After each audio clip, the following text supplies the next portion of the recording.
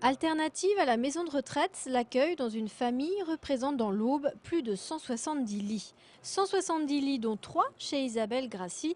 La jeune femme fait partie des 91 accueillants familiaux au bois qui accueillent une personne âgée ou handicapée à leur domicile.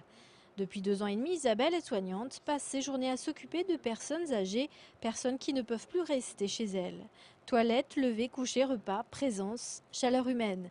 Isabelle s'est découvert cette vocation il y a 15 ans, lors du placement de sa propre grand-mère en famille. Moi, je le fais avec le cœur et donc moi je dis je suis en vacances toute l'année parce que des fois on me demande oh, bah, vous partez en vacances, etc.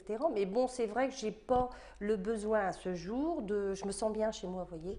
Aujourd'hui, c'est toute la famille de la jeune femme, son mari, sa fille de 7 ans et son fils de 16 ans qui vivent sa vocation. Chez les Grassi, les personnes âgées habitent chez la famille, mais la famille habite aussi avec les personnes âgées. Ça se passe très bien. Pour Tiffany, pour la petite, ce sont ses mamies. Pour Nicolas, l'approche est différente mais identique en fait parce que bon, il le vit bien, quoi.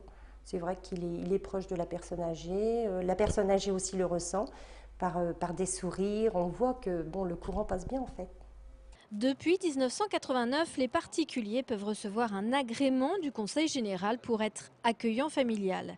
Depuis une loi de 2002 et les décrets d'application de 2004, les accueillants au niveau national bénéficient d'un minima de rémunération. Charge ensuite au Conseil général de vérifier la conformité des locaux d'accueil, de même que les capacités et la motivation de la personne qui demande l'agrément. C'est en fonction des demandes des personnes. On arrive à instruire peut-être 7 ou 8 demandes par an, en gros. Une aide complémentaire aux revenus de la personne placée, une aide du Conseil général peut être octroyée pour rémunérer l'accueillant. L'accueil, comme la maison de retraite, reste encore assez onéreux. Pour aider les personnes qui n'ont pas les retraites suffisantes pour payer ce montant de frais d'hébergement, il y a une possibilité, comme en établissement, de demander la participation de l'aide sociale départementale. Sur les 91 accueillants familiaux, 41 peuvent recevoir 97 personnes âgées, c'est-à-dire de 60 ans et plus, comme c'est le cas pour Isabelle Grassi, et les 50 autres accueillants peuvent admettre à domicile 86 personnes handicapées.